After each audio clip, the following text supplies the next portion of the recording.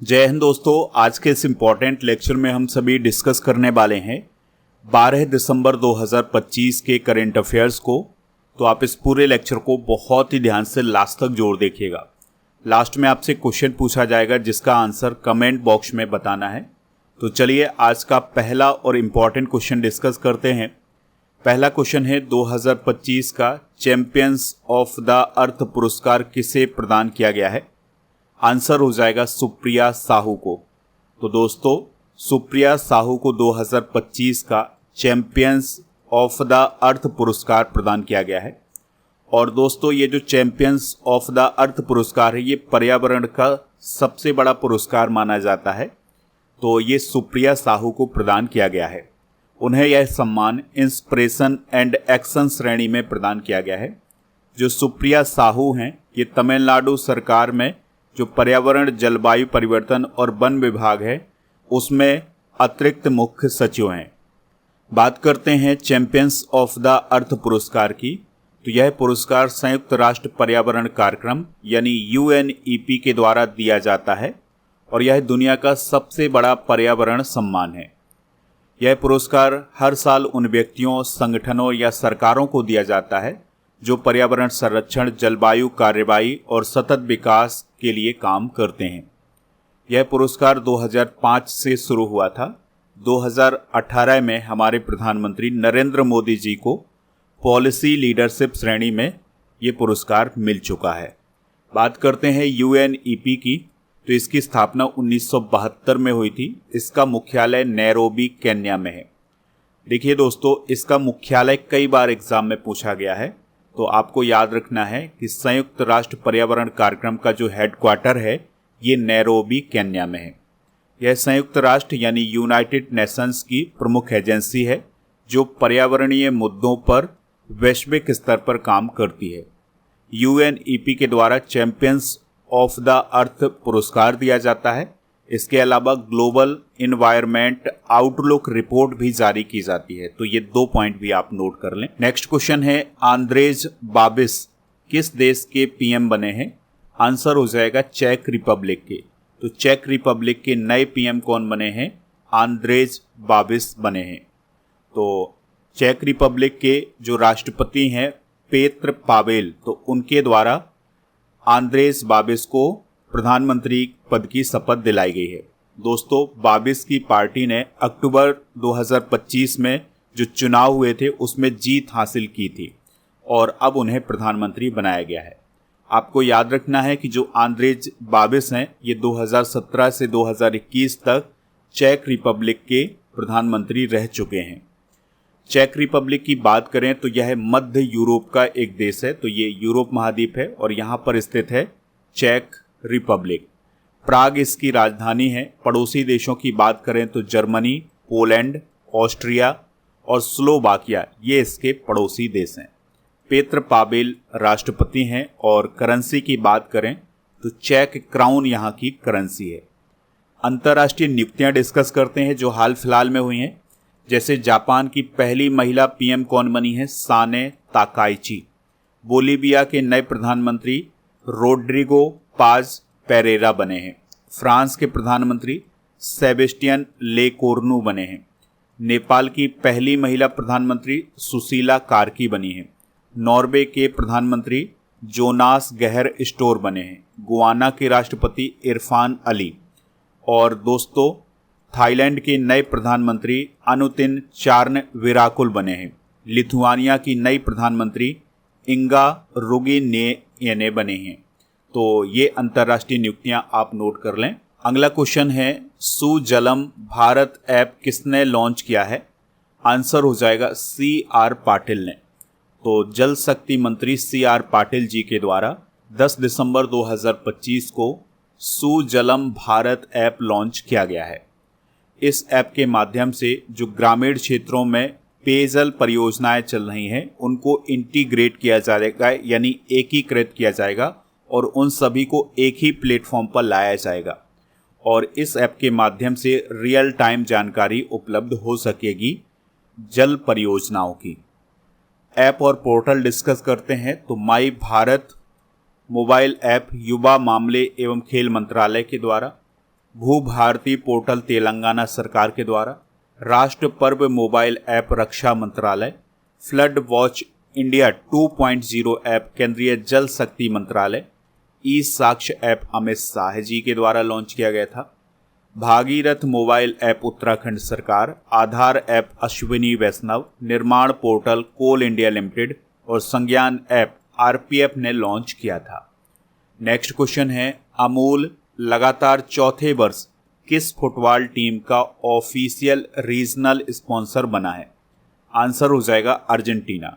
तो दोस्तों, अमूल लगातार चौथे साल अर्जेंटीना का ऑफिशियल रीजनल स्पॉन्सर बना है और यह जो साझेदारी की गई है ये 2026 के विश्व कप तक की गई है, यानी 2026 का जो फीफा विश्व कप आयोजित किया जाएगा वहां तक के लिए अमूल और अर्जेंटीना की जो फुटबॉल टीम है इसके बीच में साझेदारी हुई है। अमूल पहली भारतीय कंपनी है जिसने अर्जेंटीना फुटबॉल संघ के साथ ये साझेदारी की है। दोस्तों, ये साझेदारी 2022 में हुई थी, तब से ये कंटिन्यू चली आ रही है।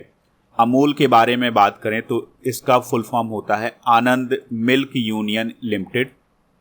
इसकी शुरुआत 1946 में आनंद गुजरात में हुई थी और इसे Gujarat cooperative milk marketing federation के द्वारा संचालित किया जाता है। आनंद गुजरात में इसका हेडक्वार्टर है। अमूल ने भारत में श्वेत क्रांति यानी व्हाइट रेवोल्यूशन को सफल बनाने में अहम भूमिका निभाई थी। नेक्स्ट क्वेश्चन है, सिप्ला ने भारत में तिरजेपाटाइड दवा लॉन्च की है, यह निम्न में से किसके लिए प्रभावी है? आंसर हो जाएगा ओबेसिटी एंड डायबिटीज़, यानी मोटापा और मधुमेह के लिए एक दवा लॉन्च की गई है सिप्ला कंपनी के द्वारा और इस दवा का नाम क्या है? तिरजेपाटाइड। ठीक है, आपको याद रखना है कि यह दवा मोटापा और टाइप 2 मधुमेह के लिए प्रभावी है। इसके इलाज में इसका इस्तेमाल किया जाएगा। इस दवा को अमेरिका की कंपनी इली लिली ने विकसित किया है। दोस्तों, जो तिरजेपाटाइड नामक दवा है यह एक इंजेक्शन आधारित दवा है जिसे सप्ताह में एक बार दिया जाता है। यह दवा शरीर में GLP-1 और GIP हार्मोन को सक्रिय करती है जिससे ब्लड शुगर कंट्रोल होती है और वजन कम करने में मदद मिलती है। अगला क्वेश्चन है, सभी फॉर्मेट में 100 विकेट लेने वाले पहले इंडियन गेंदबाज कौन बने हैं? आंसर हो जाएगा जसप्रीत बुमराह है। तो दोस्तों, जसप्रीत बुमराह सभी फॉर्मेट में 100 विकेट लेने वाले पहले इंडियन बन गए हैं, यानी इन्होंने टेस्ट, वनडे और T20 में अपने 100 विकेट पूरे कर लिए हैं। जसप्रीत बुमराह के टेस्ट में 234, वनडे में 149 और T20I में 101 विकेट हैं। दोस्तों, स्पोर्ट्स रिलेटेड करेंट अफेयर्स भी डिस्कस करते हैं। तो वैभव सूर्यवंशी सैयद मुश्ताक अली टूर्नामेंट में शतक लगाने वाले सबसे कम उम्र के बल्लेबाज बने हैं। रोहित शर्मा वनडे में सबसे अधिक छक्के लगाने वाले खिलाड़ी बने हैं, इनके नाम 352 छक्के हैं। आंद्रे रसेल ने IPL से संन्यास ले लिया है। वनडे क्रिकेट में सबसे ज़्यादा शतक लगाने वाले क्रिकेटर विराट कोहली बने हैं, इनके नाम 53 वनडे शतक हैं। भारत ने साउथ अफ्रीका के खिलाफ सबसे बड़ी टेस्ट हार हाल ही में दर्ज की थी 408 रन के अंतर से। ज़बोखिर सिंडारोव फिडे विश्व कप जीतने वाले सबसे कम उम्र के खिलाड़ी बने हैं।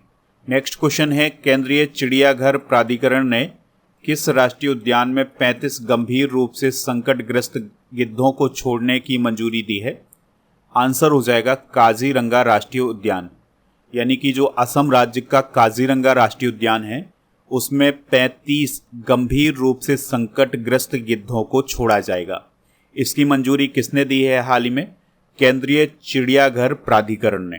ठीक है, तो जो रानी प्रजनन केंद्र था यहाँ से 35 गंभीर रूप से संकटग्रस्त गिद्धों को काजीरंगा राष्ट्रीय उद्यान में छोड़ा जाएगा।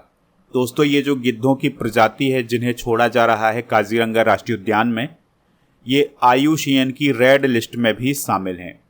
भारत में गिद्धों की संख्या लगातार घटती जा रही है। पिछले कुछ दशकों में जो डाइक्लोफेनॉक नामक दवा का इस्तेमाल किया जा रहा है, इसके कारण इनकी मौत हो रही है और अब इनकी संख्या बहुत कम बची है। भारत में सबसे अधिक गिद्ध जनसंख्या वाला राज्य है मध्य प्रदेश। 2025 की जो गिद्ध जनगणना हुई थी मध्य प्रदेश में, तो उसके पहले चरण में ये बताया गया था कि मध्य प्रदेश में कुल 12,981 गिद्ध हैं। दोस्तों, काजीरंगा राष्ट्रीय उद्यान की भी बात करते हैं तो ये असम राज्य के गोलाघाट और नागांव जिले में स्थित है। 1905 में इसे संरक्षित क्षेत्र घोषित किया गया था और 1974 में राष्ट्रीय उद्यान बनाया गया था। लगभग 1090 वर्ग किलोमीटर के क्षेत्र में ये फैला हुआ है। 1985 में इसे यूनेस्को विश्व धरोहर स्थल भी घोषित किया गया था। दोस्तों, इस राष्ट्रीय उद्यान में एक सींग वाले गैंडे पाए जाते हैं, इस बात को भी आप याद रखिएगा। 2006 में इसे टाइगर रिजर्व घोषित किया गया था। अगला क्वेश्चन है, हाल ही में लॉन्च की गई अजीत नवराज हंस की पहली पुस्तक का नाम क्या है? आंसर हो जाएगा the art of doing nothing right. तो दोस्तों, अजीत नवराज हंस के द्वारा अपनी पहली पुस्तक को हाल ही में लॉन्च किया गया है, जिसका नाम है the art of doing nothing right. Ajit Navraj हंस की बात करें तो यह प्रसिद्ध गायक दलेर मेहदी की बेटी हैं। दोस्तों, हाल ही में लॉन्च की गई पुस्तकें डिस्कस करते हैं तो द रॉन्ग वे होम पुस्तक को लिखा है सोनाली खुल्लर सराफ ने। केसरिया को लिखा है डॉक्टर के.एस. चौहान ने। नो वन अबोर्ड को लिखा है एमी मैकवावर ने। वॉच अस फॉल को लिखा है क्रिस्टिना कोबेक ने। They will suit you madam को लिखा है हरिंदर बाबेजा ने। डिफरेंट वट नो लेस को लिखा है अनुपम खेर ने। Mother Mary come to me को लिखा है अरुंधति रॉय ने। द चोला टाइगर्स को लिखा है अमीश त्रिपाठी ने। द कॉन्शियस नेटवर्क को लिखा है सगाटा श्रीनिवास राजू ने। द इमरजेंसी डायरीज को लिखा है द इमरजेंसी डायरीज पुस्तक का विमोचन अमित शाह जी के द्वारा किया गया था। अगला क्वेश्चन डिस्कस करते हैं, टाइम मैगजीन ने वर्ष 2025 का CEO ऑफ द ईयर किसे घोषित किया है? तो नील मोहन को घोषित किया है, यानी टाइम मैगजीन के द्वारा भारतीय मूल के नील मोहन को CEO ऑफ द ईयर चुना गया है। दोस्तों, नील मोहन वर्तमान में YouTube के CEO हैं। प्रमुख पुरस्कार डिस्कस करते हैं, जैसे डॉक्टर वी नारायणन को GP बिरला मेमोरियल पुरस्कार, गीतांजलि श्री को पेन ट्रांसलेट पुरस्कार, सुहानी शाह को बेस्ट मैजिक क्रिएटर अवार्ड दिया गया है। मेरी पंचायत ऐप को WSIS चैंपियन अवार्ड दिया गया है। इंदौर को सबसे स्वच्छ शहर का अवार्ड। धर्मेंद्र प्रधान को कलिंग रत्न पुरस्कार 2024। वर्षा देश पांडे को संयुक्त राष्ट्र जनसंख्या पुरस्कार 2025। शरण कुमार लिम्बाले को चिंथा रविंद्रन पुरस्कार 2025। दीपिका पादुकोण को Hollywood walk of fame star का सम्मान दिया गया है। अगला क्वेश्चन है, नीति आयोग ने जिंजर कैपिटल किसे घोषित किया है? नेक्स्ट क्वेश्चन है, नीति आयोग ने जिंजर कैपिटल किसे घोषित किया है? आंसर हो जाएगा मिजोरम को। तो दोस्तों, नीति आयोग ने मिजोरम राज्य को भारत की जिंजर कैपिटल घोषित किया है, क्योंकि यहाँ का जो अदरक है वो काफ़ी गुणवत्तापूर्ण है और यहाँ पर अदरक का प्रोडक्शन भी बहुत ज़्यादा मात्रा में होता है। ठीक है, तो इसको देखते हुए नीति आयोग ने भारत की जिंजर कैपिटल मिजोरम को घोषित किया है। नीति आयोग की बात करें तो 1 जनवरी 2015 को इसकी स्थापना हुई थी। नीति आयोग के पदेन अध्यक्ष होते हैं प्रधानमंत्री जी, तो वर्तमान में मोदी जी इसके अध्यक्ष हैं। उपाध्यक्ष हैं वर्तमान में सुमन बेरी। CEO हैं VVR सुब्रमण्यम। नीति आयोग का मुख्य काम भारत सरकार के लिए नीतिगत और कार्यनीतिक सलाह देना है। यह भारत सरकार का प्रमुख थिंक टैंक माना जाता है। तो इस प्रकार से दोस्तों, हमने आज के करेंट अफेयर्स को डिस्कस कर लिया है। आप स्टडी करके ऐप को इंस्टॉल कर लें। यहाँ पर आपको premium course, paid course, e book, test series, test pass, daily current affairs का टेस्ट और इसके अलावा नोट्स, ये सभी मिल जाएगा। टेस्ट सीरीज वाले ऑप्शन पर 12 महीने के करेंट अफेयर्स की टेस्ट सीरीज, 10,000 से अधिक GK GS के जो क्वेश्चन है उसकी test series, computer special test, daily current affairs का टेस्ट और करेंट अफेयर्स का मॉक टेस्ट आपको यहाँ पर मिलेगा। लास्ट 6 मंथ के करेंट अफेयर्स की e book, monthly current affairs की e book, yearly current affairs की ई बुक आपको ऐप पर मिल जाएगी, तो इनको प्राप्त कर लें। राजा गुप्ता सर का जो अर्जुन जीएस फाउंडेशन बैच है ये आपको प्रीमियम कोर्स वाले ऑप्शन पर मिलेगा। अभी जाकर अगर आप इसको प्राप्त करते हैं तो इसके लिए कूपन कोड यूज करना है NOV600, तो आपको इसमें छूट मिल जाएगी। मध्य प्रदेश पुलिस भर्ती आई है तो इसके लिए भी बैच लॉन्च किया गया है, इसको आप ज्वाइन कर लें। GKGS foundation complete online batch आपको ऐप पर मिलेगा, तो इसको भी आप प्राप्त कर सकते हैं। दोस्तों, कल के करेंट अफेयर्स को एक बार रिवाइज करते हैं। तो हाल ही में यूनेस्को ने अमूर्त सांस्कृतिक धरोहर सूची में किसे शामिल किया है? दीपावली। भारत का पहला 24x7 ओपन नेटवर्क कोर्ट कहाँ शुरू हुआ है? कोल्लम, केरल में। हाल ही में किस देश में राष्ट्रीय आपातकाल की घोषणा की गई है? लिथुआनिया। G20 शिखर सम्मेलन 2026 में अमेरिका ने दक्षिण अफ्रीका की जगह किस देश को आमंत्रित करने की योजना बनाई है? पोलैंड। मशहूर एक्ट्रेस रेखा को किस अंतर्राष्ट्रीय फिल्म फेस्टिवल में ऑनरी अवार्ड से सम्मानित किया गया है? तो आंसर हो जाएगा इसका रेड सी फिल्म फेस्टिवल में, जो कि सऊदी अरब में आयोजित किया गया था। किस देश ने 16 साल से कम उम्र के बच्चों के लिए सोशल मीडिया पर पूरी तरह से रोक लगा दी है? ऑस्ट्रेलिया। पेटा इंडिया ने 2025 का person of the year award किसे दिया है? रवीना टंडन। भारत ने C-130J सुपर हरक्यूलिस विमानों के लिए सबसे बड़ा MRO सेंटर कहाँ बनाया है? बेंगलुरु। अंतर्राष्ट्रीय पर्वत दिवस हर साल कब मनाया जाता है? 11 दिसंबर। वैज्ञानिकों ने कितने वर्ष लंबा ब्रह्मांडीय तंतु हाल ही में खोजा है? 50 मिलियन प्रकाश वर्ष। दोस्तों, आज के जनरल नॉलेज के पिटारे में हम भारत के यूनेस्को विश्व धरोहर स्थल डिस्कस करेंगे। तो 2016 में नालंदा महाबिहार को घोषित किया गया था। 2017 में ऐतिहासिक शहर अहमदाबाद को, 2018 में Victorian and art deco Mumbai को, 2019 में जयपुर शहर को, 2021 में रामप्पा मंदिर को, 2021 में धौलावीरा को भी यूनेस्को विश्व धरोहर स्थल घोषित किया गया था। 2023 में शांति निकेतन को और 2023 में होयसला के पवित्र मंदिर समूह को विश्व धरोहर स्थल घोषित किया गया था। 2024 में चराई देव मोइदम को, यह असम राज्य में है, और 2025 में मराठा सैन्य परिदृश्य को यूनेस्को विश्व धरोहर स्थल घोषित किया गया था। ये सारे इंपॉर्टेंट पॉइंट आप नोट कर लें, यहाँ से क्वेश्चन जरूर बनता है एग्जाम में। कल के करंट अफेयर्स में आपसे क्वेश्चन पूछा गया था कि जो ओजोन परत है वो कहाँ पाई जाती है? तो इस समताप मंडल या स्ट्रेटोस्फीयर में पाई जाती है। तो लगभग सभी लोगों ने इसका आंसर बताया हुआ है। आज आपके लिए क्वेश्चन है, शांति निकेतन को किस वर्ष यूनेस्को विश्व धरोहर स्थल घोषित किया गया था? जो भी इसका राइट आंसर हो कमेंट बॉक्स में जरूर बताएं। स्टडी करके ऐप को इंस्टॉल कर लें। तो यहाँ पर आपको जो मंथली करेंट अफेयर्स की ई बुक होती है उसका पैकेज मिल जाएगा, तो उस पैकेज को प्राप्त कर सकते हैं। उसके लिए कूपन कोड यूज करना है पैकेज 100।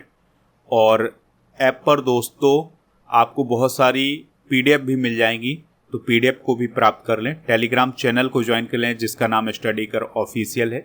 GKGS की ये सभी ई बुक आपको ऐप पर मिल जाएंगी, तो इनको प्राप्त कर लें। 1000 स्टैटिक GK की PDF, 1000 topic wise current affairs की PDF ऐप पर मिलेंगी। टेस्ट पास वाले ऑप्शन पर आपको डेली करेंट अफेयर्स का टेस्ट और यहाँ पर 4000 से अधिक टेस्ट मिलेंगे 1 साल की वैलिडिटी के साथ।